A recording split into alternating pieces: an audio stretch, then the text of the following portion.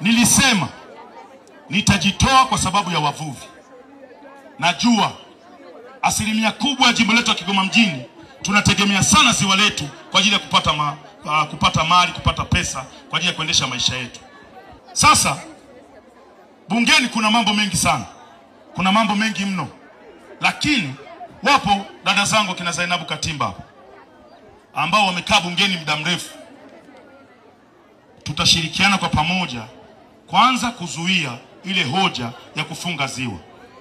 Ni hoja ambayo haina mashiko. Na unakuta mbunge anayetoa hoja ya kufunga ziwa anatokea Arusha. Hakuna ziwa, hakuna maji, au Morogoro. Hajui faida ya ziwa Tanganyika kwa watu wa Kigoma. Ukifunga ziwa, umefunga maisha ya watu. Sintakubali.